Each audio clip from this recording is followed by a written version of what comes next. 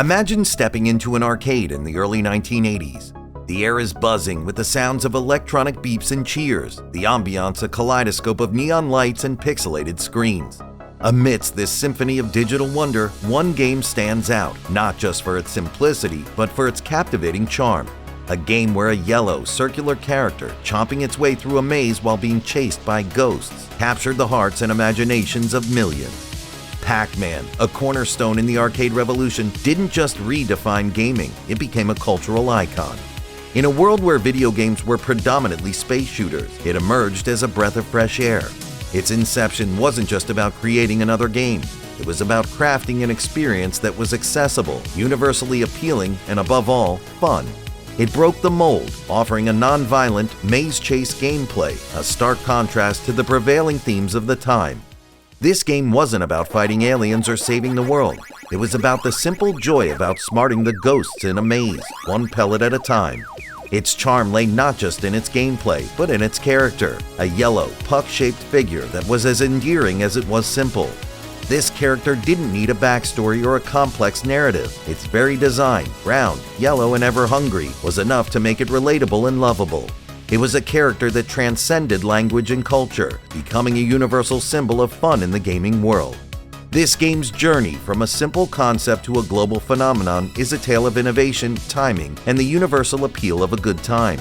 As we delve deeper into its history, we explore not just the game itself, but its impact on the gaming industry, pop culture, and how it continues to be a relevant and cherished part of our digital landscape. The story of Pac-Man begins in the late 1970s in Japan, a time when video games were rapidly gaining popularity, but the industry was still in its nascent stages. It was during this period that a young game designer, Toru Iwatani, working for Namco, sought to create something different. He envisioned a game that would appeal not just to boys and young men, who were the typical arcade game players of the time, but to a broader audience, including women and couples. His goal was to infuse the arcade scene with a splash of diversity, both in terms of gameplay and audience. The inspiration for the game's titular character is said to have come from a simple yet everyday act: watching a pizza with a slice missing. The resulting shape, a mouth opening and closing, sparked the idea for the character and the basic gameplay mechanics. It was a eureka moment, one that transformed a piece of pizza into one of the most recognizable characters in video game history. Developing the game, however, was not just about creating an engaging character. It was also about crafting a unique gameplay experience. The team decided on a maze format where the player would navigate the character through a labyrinth, eating pellets and avoiding the ghosts that roamed the maze. The design was simple yet ingenious, offering a clear objective, escalating difficulty, and an element of strategy. The game's development was a revelation and showed the team had a keen understanding of what made games enjoyable. It wasn't just about challenging the player, it was about creating moments of joy, triumph, and even humor. When the game was finally released in 1980, it was clear that the team had created something special, but even they couldn't have predicted the level of success and the cultural impact it would have. So let's talk about how this game quickly rose from a simple arcade offering to a global phenomenon, capturing the hearts of players around the world. Upon its release in 1980, Pac-Man quickly garnered attention, not just for its novel gameplay, but also for its stark contrast to the dominant video game themes of the time. Arcades, primarily filled with action-packed, space-themed shooters, were suddenly alight with the sounds and sights of a yellow, pie-shaped character navigating through mazes. It was a refreshing change that resonated with a wide and diverse audience. What propelled this game to the zenith of popularity wasn't just its unique gameplay, but also its accessibility. Unlike many contemporary games that required quick reflexes and a knack for shooting, this game demanded strategy, quick thinking, and a bit of foresight. It was easy to learn, but challenging to master, a quality that made it inviting to novices, yet engaging for seasoned players. The game's success in Japan was just the beginning. When it crossed the seas to the United States, it sparked a frenzy. Arcades across the country were soon clamoring to get the game, as it became a staple of American pop culture. The game's bright colors, distinctive sounds, and simple yet captivating gameplay captured the imagination of a generation. It wasn't just a game, it was a shared cultural moment that transcended age and background. The game's charm lay in its universality. It wasn't bound by language, culture, or age. Its appeal was rooted in its simplicity and the joy it brought to those who played it. Whether you were a teenager trying to beat your high score, a couple on a date, or a parent playing alongside your child, the game provided a shared language of fun and excitement. The game's influence extended beyond the arcade. It inspired merchandise, a hit song, television shows, and even a cereal. It was a symbol of the golden age of arcade games. Its impact on the industry was profound, proving that video games could be more than just entertainment. They could become a cultural phenomenon. At the heart of Pac-Man's enduring appeal is its gameplay mechanics, a blend of simplicity and depth that created a truly timeless experience. The basic premise was straightforward: navigate a maze, consume all the pellets, and avoid the ghosts. Yet within this simplicity lay layers of strategy and challenge that captivated players. One of the key elements of the game's design was its maze structure. Unlike the open spaces of many contemporary games, the maze in this game confined the player to a defined space, with narrow corridors and dead ends. This design heightened the tension and challenge, as players had to carefully plan their moves and anticipate the ghosts' movements. The ghosts, the primary antagonists of the game, were not just random obstacles. Each of the 4 ghosts had its unique behavior pattern or personality. One might aggressively chase the player, while another might take a more random path. This variability added a level of unpredictability and complexity, making each playthrough a unique challenge. Players had to learn and adapt to these patterns, turning a seemingly simple game into a test of strategy and memory. The power pellets added another strategic layer to the game. By consuming these, the player could temporarily turn the tables on the ghosts, chasing and consuming them for extra points. This role reversal was not just a fun twist, it provided a crucial moment of empowerment and catharsis for the player, a relief in the game's tension.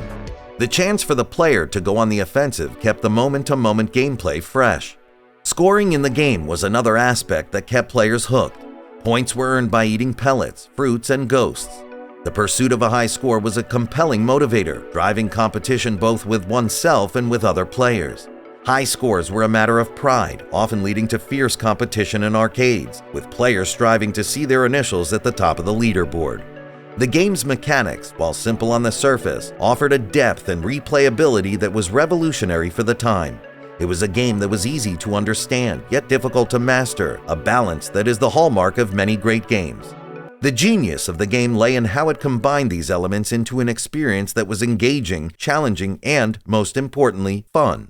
The cultural impact of Pac-Man extends far beyond the confines of the arcade screens. It imprinted itself on the broader tapestry of popular culture, influencing everything from fashion to music and even language.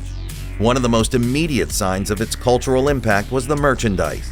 T-shirts, lunchboxes, board games, and countless other products bearing the game's imagery flooded the market. This merchandising frenzy was a testament to the game's wide appeal and its transition from a gaming phenomenon to a cultural symbol. The game also made its way into music and television. In 1982, a novelty song inspired by the game became a hit, climbing music charts and further embedding the game into popular culture. Television shows, both animated and live action, featured references to the game, and in some cases, dedicated entire episodes to it. Its influence was also seen in the language. Terms from the game entered the lexicon, used metaphorically in various contexts. Phrases inspired by the game's gameplay became part of everyday speech, reflecting the game's pervasive presence in people's lives. Beyond its immediate cultural manifestation, the game also had a lasting impact on the video game industry. It challenged the norms of game design, proving that games could be successful without relying on violence or complex narratives. Opened the door to a new genre of games focused on puzzle solving and strategy, influencing countless game designers and developers. The game's iconic character became a symbol of the golden age of arcade gaming, a representation of the joy and creativity of the era. It was more than just a game character. It became a part of the global cultural lexicon, instantly recognizable and universally beloved. Even decades after its release, Pac-Man's influence persists, a testament to its timeless design and universal appeal. Modern gaming, with its advanced graphics and complex narratives, still looks back at this classic as a foundational pillar, a reminder of the power of simplicity and fun in game design. Its legacy is celebrated in various forms, from retro gaming events to digital re-releases, allowing new generations to experience its charm. The game's ongoing relevance is also evident in its adaptability. It has been reimagined in various formats, from mobile apps to VR experiences, each iteration paying homage to the original while bringing new elements to the table. This adaptability demonstrates the game's enduring nature, proving that great game design transcends technological advancements and changing gaming trends. As we reflect on the journey of this iconic game, it's clear that its impact goes beyond high scores and arcade nostalgia. It represents a pivotal moment in gaming history, a shift towards inclusivity and creativity in game design. Its story is not just about pixels and mazes, it's about the universal language of fun and the timeless appeal of a good challenge. In the annals of gaming history, Pac-Man stands as a trailblazer, a game that captured hearts and redefined what a video game could be. Thanks for watching, and feel free to click on any of the videos on screen if you'd like to join us on more journeys through the tech timeline.